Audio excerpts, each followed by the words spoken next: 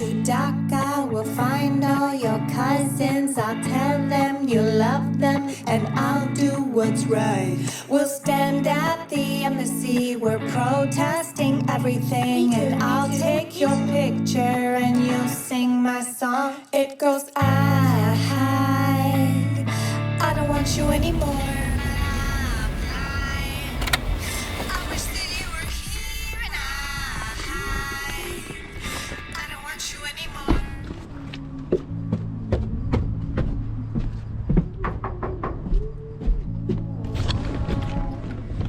Thank you. I wish that you were here.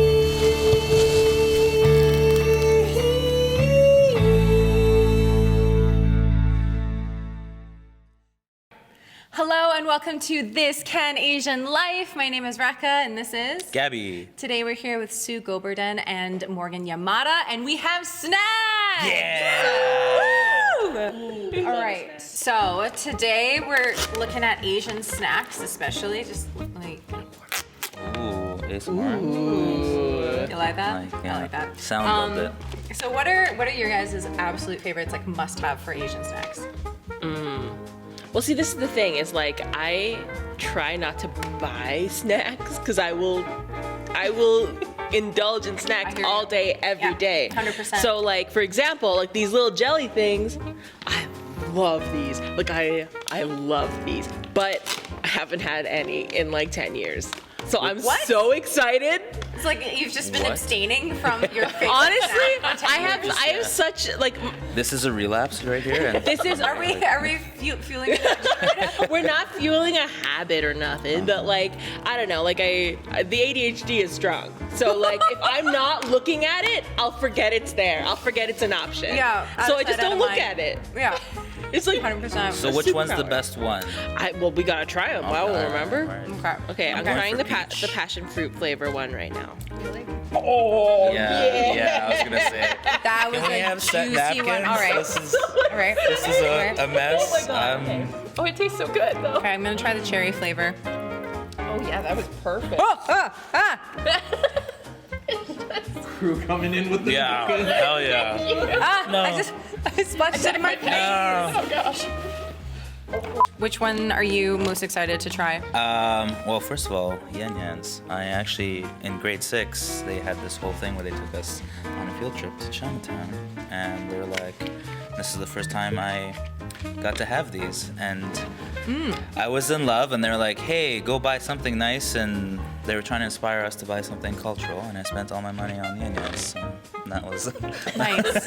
that was my experience, so it was good. Nice. Those are great. Those are absolutely delicious. What is your absolute favorite snack? Okay, there's two of them. Oh. Okay, so these ones. So I love me some kakimochi, like some just like rice crackers. Not a sponsor. Delicious. Not a sponsor, but like there's these ones that you can have to order, like from, because we're in Edmo, so you have to order from Vancouver, and they're just like they're called sakura arar, and they're like these like little flower shaped kakimochi that taste like this. But you can put them on your fingers and just like stick them all together, and then you just eat them off your fingers because they're so sticky. But they're so tasty. Okay. Let me just open this sucker. But they're like crunchy, salty, delicious, so good. Boom, boom. Okay. Show Thank us- you. Show us the They have like, Oh. they're like sweet, salty.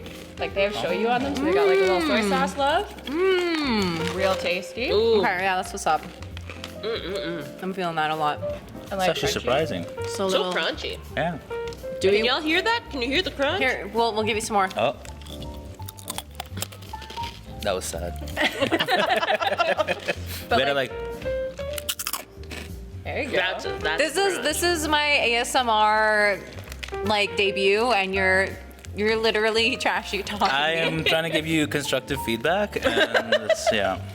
All right. Yeah. But like New Year's, that is like what you need. Okay. New Year's. okay. Why New Year's? Like for me and my family, we do like this big like sushi like New Year's extravaganza every New Year. So for us, we just like start at like 7 a.m. where my dad starts at 7 a.m. And then everybody slowly joins after. But we like just cook for like 12 hours, and just like usually in non-COVID times, we'd have like a rotating door of like our family and friends, and they just like make sushi and make like food all day, and then it's just like a good way to start off the year. Wow. Yeah. Wow, that's amazing. Yeah. So that's like always you have kakimochi on the table. Then you also have these. Okay. Oh. Super sours, or they're super lemons. Okay. Ooh. They're like Yeah. beautifully sour. Hot. Oh no! Oh, it's so that upset me in such a remarkable and like incredulous way. Oh no! You will break. You will break. He's breaking. I'm not doing He's it. breaking. You're fired. It's sweet. You're breaking. It's sweet, I promise. You're fired. It's the best thing. I threw a curveball at you. I'm so sorry. Literally. How are you What kind of movies have you been watching lately? I want stuff that like takes me out of like 2022. I want stuff that So takes anything, me yeah, out. Yeah, okay, just like that's fair. anything that's not like too real. Like I just like I cannot. I think I just punched this. I'm sorry. But yeah, so like I don't know. I've been watching a lot of musicals. If there's a musical on TV, I'm gonna watch it.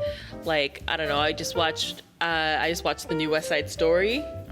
I had some problems with it. I mostly liked it, but there were some issues for me. Anyways, On a yeah. scale of cats to not cats. Super not cats. Okay, Super perfect. not cats. Where it's Safe. yeah. Yeah.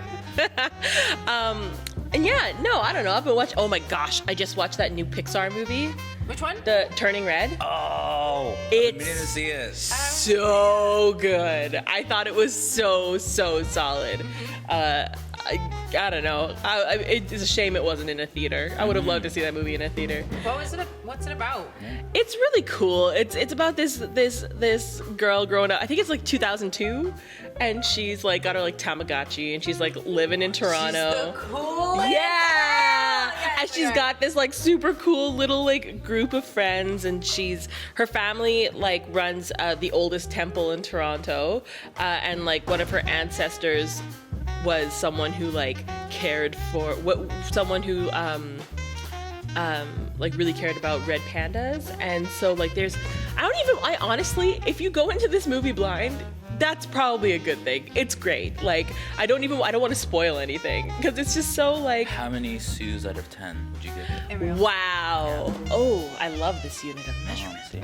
Let's call it an 8.5 Sues out of 10 Sues. Oh my That's gosh! high. Ding That's ding good. ding ding Okay. ding. Love it. Yeah, let's call it that. What kind of art have you been indulging in?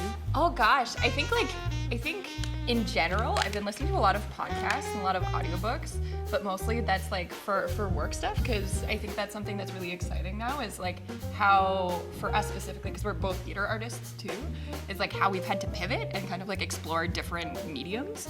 So that's been really exciting, is like how to kind of broaden artistically like the lens that we use. So that's been fun. I've been listening to Ologies, which is great. It's so good. Yeah, it's such a good podcast. It explores it's like I'm a nerd really at heart, but it explores like all of these things, like science-based stuff, but like in a small little nugget of knowledge, and you're like, oh my gosh, that's so cool. I didn't know raccoons warranted 2 podcasts. But it's great. It's all about raccoons, and they talk about raccoons in Toronto, and it's great. I'm imagining actual raccoons. No. Can you tell me more? Can we do this sad music like Naruto sad? Talk about raccoons, like the raccoon science, like raccoons, like how they live their lives, and like how they're little like mischievous little beings. That's what I thought you were saying. Yeah. I was like, they didn't interview raccoons. No. I was like, I don't think I would. They just laid out a bunch of trash. Like they'll be in here any second now. Just like us with all of the things. Why did you pick that piece of trash? Tell me right now. I don't have opposable phones. Okay, so What can you tell us about Azimuth and like how did the universe bring you guys together? I think it's important to note that like this Azimuth opportunity came about at the peak of the pandemic. Like, wow, it was really incredible because the people who ran this company before us, who are just like Gems these of human beings. absolute powerhouses, Christy Hansen and Vanessa Sabrin, they're amazing. But you know, at the peak of the Black Lives Matter movement, they kind of took a step back and kind of reassessed the values of the company and whether or not them being like in the positions that they were in was really adhering to the mandate. Because Azimuth's whole thing is that, you know, we elevate and amplify underrepresented voices. So, you know, there was a point in time where I believe, you know, our past leadership just kind of looked at that and then kind of looked at the trajectory of their own careers and decided that they wanted to make space. Okay. And that's kind of like how we came to find out about it. I was drawn to it because, I mean, like, okay, all the artistic things. We love the artistic things. Mm-hmm. But remember, we're in the middle of the pandemic. I lost all my gigs. We all lost all our gigs. So, like, number one is we got to make the bag somehow, right? You got to pay those bills. So that was a big part of it. But the biggest part of it was that, like, it's that ethical framework that we were talking about where I just wanted to be in a place that already had that. Mm-hmm. I didn't want to have to be in a place where I had to advocate for every change I needed made in order to feel good about working where I was working. So, like, that was what kind of drew me there, was that, like, I knew that I was going into a place that actually represented the kind of world I want to see.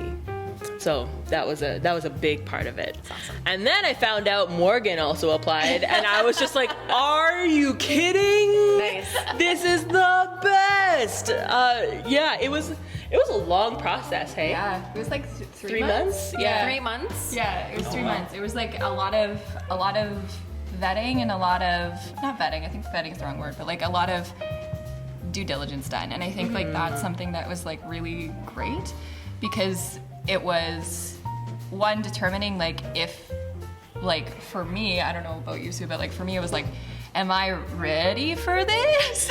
Am I wanting to actually dive into it, arts admin? And I think for me it was a similar situation where it's like I had been primarily beforehand, like I was a fight choreographer, like a fight director, and an actor, and that was like my bag, like that's what I did.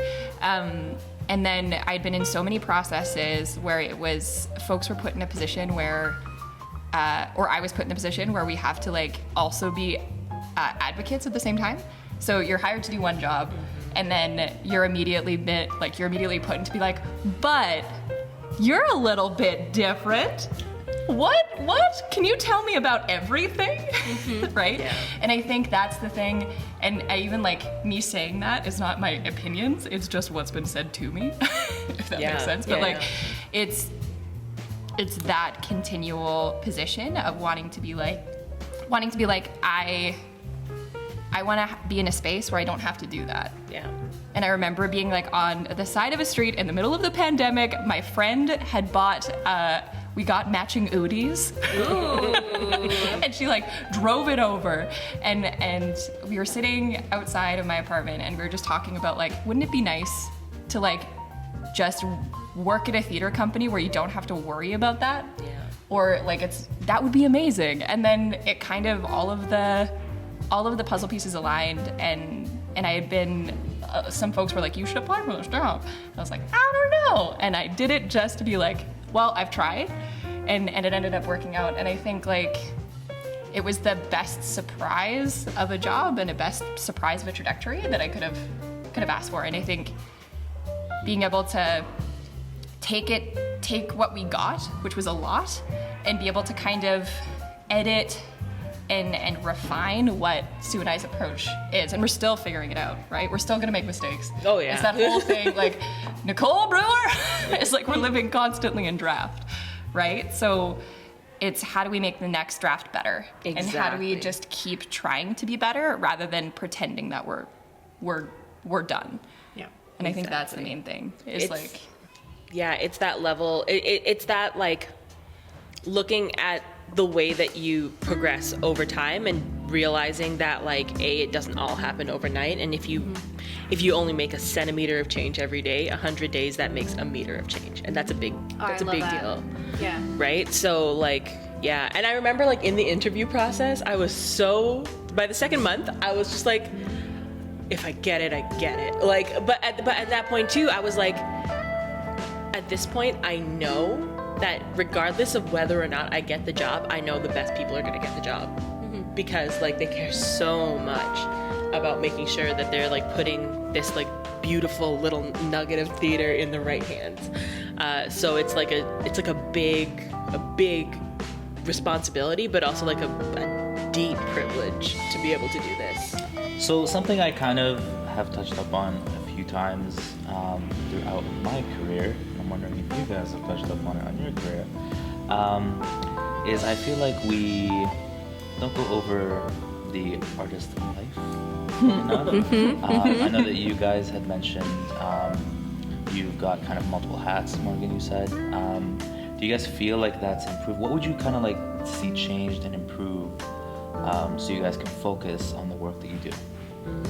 Hello, welcome to the TED Talk that is artist sustainability. Well, I don't think it is sustainable, honestly. Like, I think what happens a lot of the time is, like, especially with Azimuth too, is a part-time, full-time gig, right?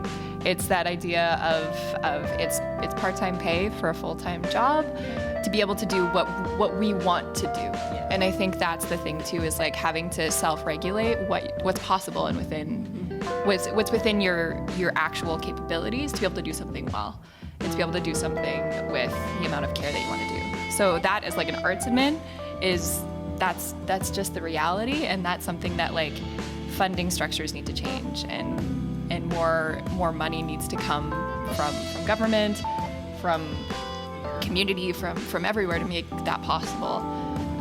But like as independent artists, I think it's a whole other ball game, because it's when we have to have agency and we have to be able to advocate for ourselves to be like, I'm worth that, and I'm worth this scale. And unions are great for that, but sometimes you have to do it on your own. And like, how do you balance all of those balls in the air, as well as like, I think for living in the bodies that we do, and being the mix of things that I am, it's also wearing the hat of being like, cool, I now have to educate, or I now have to tell what my experience is and how it's not the same as this person, and how it's not transferable. You can't be like, hello, general wash. Yes. Right? And that's a whole other experience that I don't think is fully talked about in the way that it needs to be. I think a lot of folks are like, we're doing the good thing. We're creating equity and diversity. Great, good job. But it's now that those doors are opening further, which a lot of folks from gens before us have had to like push those doors open. We have the lovely job of walking through some of those doors and keeping them held open. But I think it's interesting because there's the whole push to have more representation, but they don't have the forethought to be able to be like, actually, we need this specific person, or we need these specific consultants to make it as most fruitful as possible, I think, because otherwise you lose so much richness from that. Totally. Or we get like put into like a little piece container of the pie, right? Where it's like, okay, cool, but actually I'm more limited than I could be, I don't know. Totally. And like, I don't know, I think you're totally right when it comes to like looking at this, in terms of, well, if I've got my admin hat on, my values have to reflect, well, my budget has to reflect my values. My budget has to be the thing that says, okay, well, these are the things that I have to put at the forefront of my processes, and if that changes the level of output that I'm able to produce, well, then that's what it is. The thing that best exemplifies what I'm trying to say is like, if someone asks me about like a dream role, what's your dream role? Well, like, who ever wrote something and said, you know who's the perfect person for this? This person. Nice. No one has ever said that. No one has ever said that, not one time. So it's like, if I'm going to have work that is meaningful for me, I have to be the one to produce it. I have to be the one to write it. And if that's the case, then inherently it's going to be more taxing on me time-wise, financially, no matter what. So it's like you're constantly battling with yourself, you know, struggling for like artistic integrity and being able to buy groceries sometimes, you know, and I'm very grateful I am not in that position, but I have been, and I know a lot of people have been. All you can do is like learn and respect. You can't really get it, you know? And I think that it too is like this beautiful thing. Like with that, it's like we can understand. Like I can't understand your full lived experience. I can't understand your full lived experience. But I think if everybody has that like empathy to be like, we can't know everything, but what we can do is like we can come into processes with like an open heart and expecting good intentions, and if everybody does that, like that's so much baggage that's like, Empathy is gonna save the world. That's it really will. Like that's the key. That's the You heard it here first. Yeah. I think no matter what, I think that resilience is also key. All right, well, we're gonna test your resilience right away here with a game.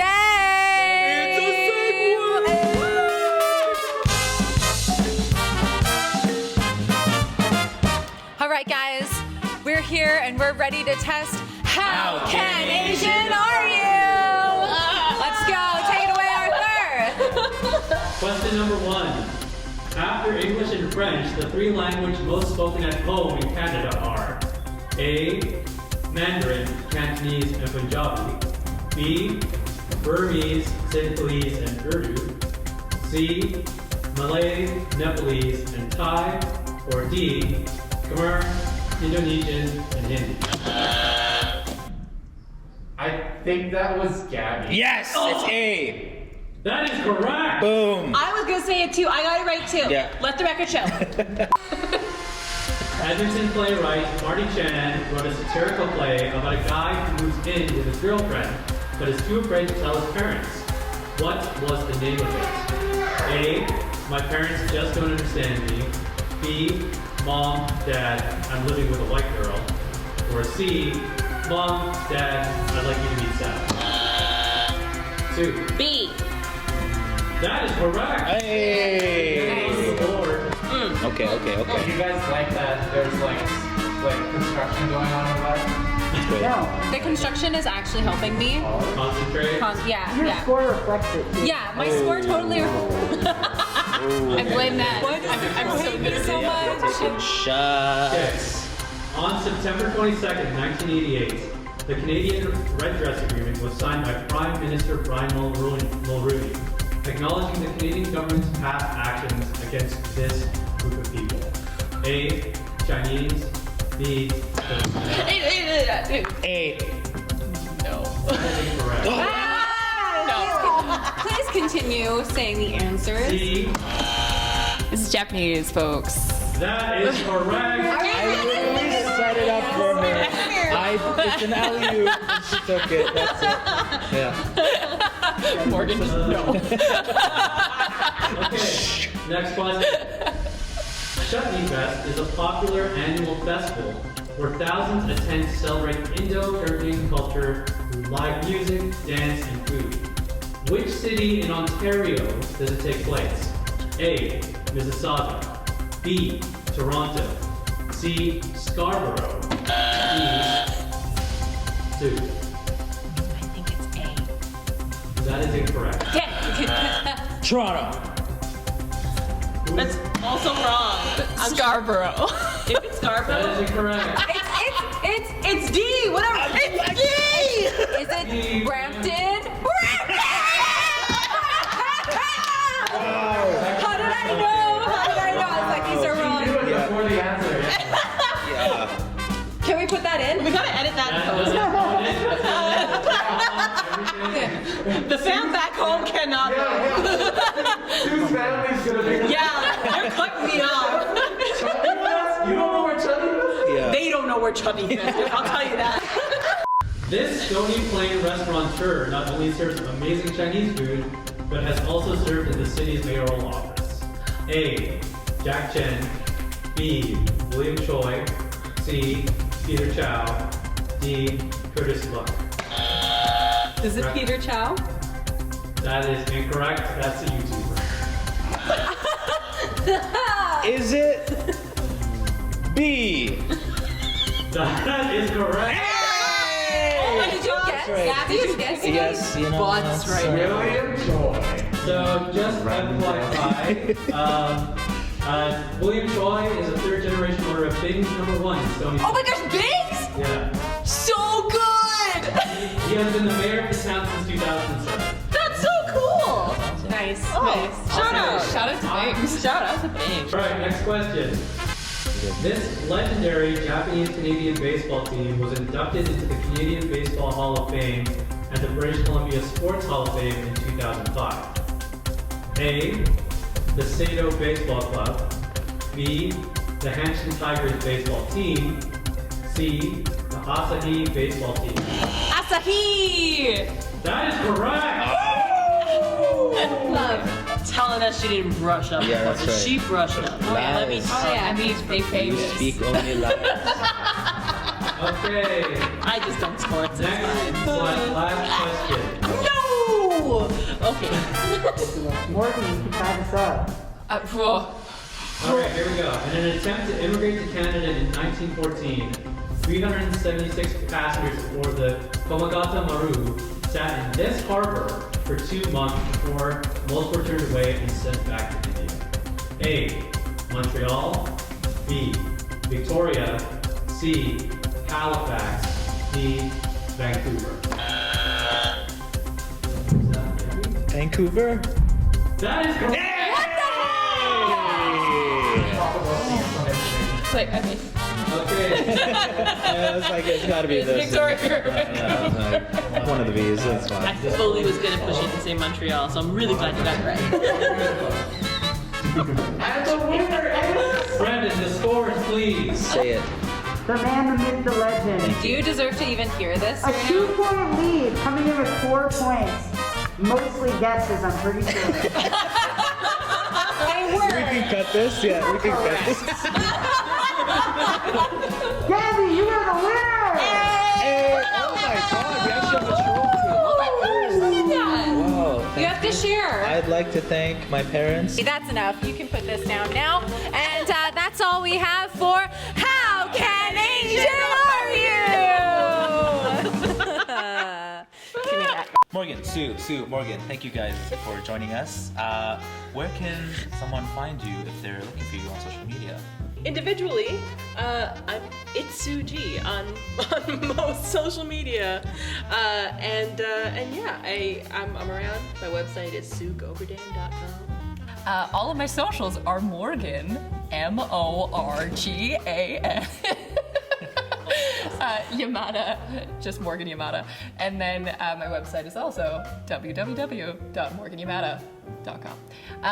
But Asmith is just asmitheater.com, and like all of our stuff is there. Our socials usually have all the stuff that we got going on. So Look out for some like really cool stuff. We've got like Performance Lab every Monday where you can learn some new skills. We've got a lot of other stuff too. We got another Expanse Festival that'll come up sooner rather than later. yeah, and then we also have Traversing the Asmith with it, which is our podcast. So we have our podcast that's coming out shortly, so soon. And we also have digital media that we have little short projects that come out, which some people help with sometimes. I wonder who. Thank you guys for watching This CanAsian Life. My name is Rekha, and this is Gabby. and we'll see you guys next time. Real quick, what's going on with the Yeah, I got this blowgun. What?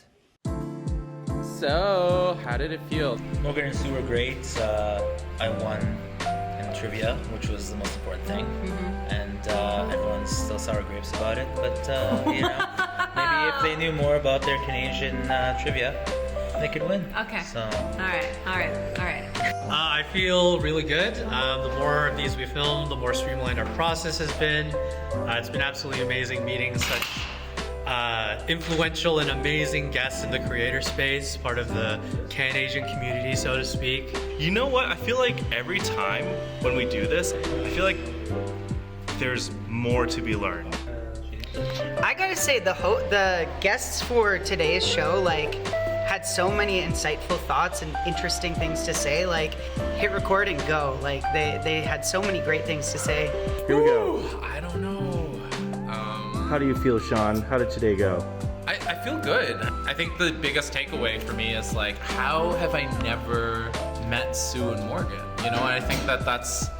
I mean, I'm really grateful to have this show in a way to be able to, you know, be more purposeful in meeting folks.